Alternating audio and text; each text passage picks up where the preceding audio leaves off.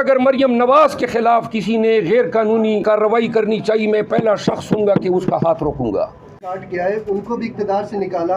आप समझते हैं कि वो इस काबिल हैं कि उन्होंने इमरान खान को अंदर किया हुआ है? आपको जिनके खिलाफ एहतजाज करना चाहिए उनके खिलाफ खुल के क्यों नहीं बात कर रहे? हमारा एहतजाज सबके खिलाफ था, नवाज शरीफ और उनके सहूलतकारों के खिलाफ था। सहूलतकारों का नाम लें।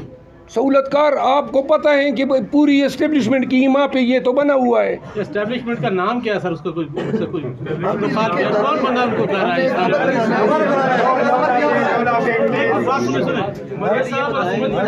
एक मिनट, आपका नाम क्या है? शेख मंजूर अहमद। शेख मंजूर अहमद, कोई आप उनको कुछ भी कह दें, लेकिन एस्टेब्लिशमेंट की इस्तेलाह इस्तेमाल होती हैं उन ताकतों के लिए जो गैर कानूनी तौर पे अपना एक रोल इज्यूम किए हुए हैं और पाकिस्तान की बागडोर हिला रहे हैं।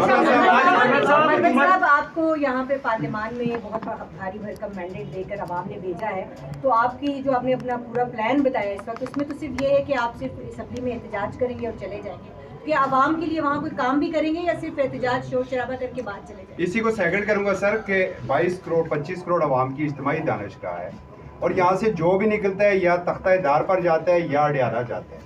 क्या किसी एक नुक्ते के ऊपर आप सब लोग मुत्तफिक हो सकते हैं? जितने तख्ता-ए-दार पे गए हैं और अडियाला गए हैं, बहैसियत एक कानूनदान के मैं इन सब की मजम्मत करता हूँ। मैं कानून की हुक्मरानी वाला आदमी हूँ, मेरी पार्टी की हुकूमत होगी और अगर मरियम नवाज के ख़िलाफ़ किसी ने गैर कानूनी तौर पे कार्रवाई करनी चाहिए, मैं पहला शख्स हूँगा कि उसका हाथ रोकूंगा। कतईन इसकी इजाज़त हम नहीं दे सकते हैं कि वो पुराने अदवार के असबाक दोहराए जाए कि जब किसी के साथ हीरोइन नाजायज़ डाला जाता था, किसी के मियाँ बीवी के दरवाजे तोड़े जाते थे। हम कानूनदान हैं, हम पीटीआई के साथ, खान के साथ कानून की हुक्मरानी के लिए खड़े हैं। तो लिहाजा मैं बहैसियत कानूनदान जब तक पीटीआई का हिस्सा रहूँगा, इंशाअल्लाह मेरी बुनियादी इंसानी हकूक़ और कानून की हुक्मरानी की बात मेरे लिए अवलीन तरजीह है। दूसरी बात जो आपने सवाल किया कि आवाम के लिए हम क्या कर सकते हैं, देखिए पहली बात तो ये है जिसको हज़म करना बड़ा मुश्किल है कि ये लोग जेली तरीके से हुकूमत कायम कर रहे हैं। अल्लाह हाजिर व नाज़िर हैं, पूरे इलेक्शन कमीशन में, पूरे मुल्क में, इंटरनेशनल मीडिया के सामने हम अपने फार्म 45 लाए। कभी आपने एक दफ़ा भी सुना कि हमजा अपना फार्म 45 लाया हो, नवाज शरीफ अपना फार्म 45 लाया हो? जितने जेली तौर पे मुंतखब, आता कि मरियम नवाज जो कि हार चुकी हैं सूबाई असम्बली की सीट, लेकिन वज़ीर आला बन गई है।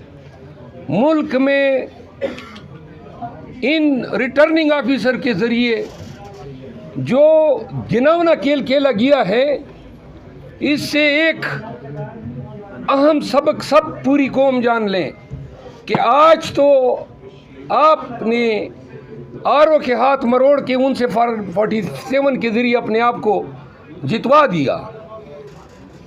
आइंदा 4-5 साल के बाद जब इलेक्शन होंगे तो कौन लोग अवाम में जाएंगे? हाँ, आरओ के हाथ मरोड़ने के पीछे सब भागेंगे। आपने जमहूरियत का मुस्तकबिल दाव पे लगाया है। अवाम के लिए हम और ख़ान का ये पैगाम है कि जिस तरह 2/3 से ज़्यादा अक्सरियत से कौम ने पीटीआई पे एतमाद किया है, इसका हक़ है कि हम आवाम को डिलीवर करें। तो लिहाजा इस ऐवान में और ऐवान से बाहर अवामी खिदमात के सिलसिले में हम एक पॉजिटिव किरदार अदा करेंगे।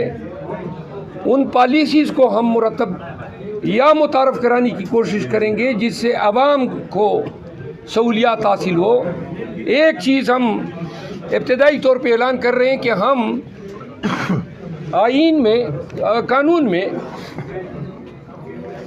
ऐसे फौजदारी और ज़ाब्ते फौजदारी के ऐसे अमेंडमेंट्स ला रहे हैं जिसके ज़रिए ज़रा खामोश, आर्बिट्रेरी अरेस्ट, लोगों को बग़ैर वारंट के अरेस्ट किया जाना, तफ्तीश के लिए फ़िज़िकली हाज़िर होना या डिजिटल या साइबर प्रेजेंस को कबूल करना, ये चीज़ें हम इंशाअल्लाह तरमीमी बिल के ज़रिए मुतारफ़ कराएंगे। असली हुकूमत है। जल्दी आपको नजर आ जाएगी कि हमारी केपी में असली है इधर और पंजाब में जेली होगी।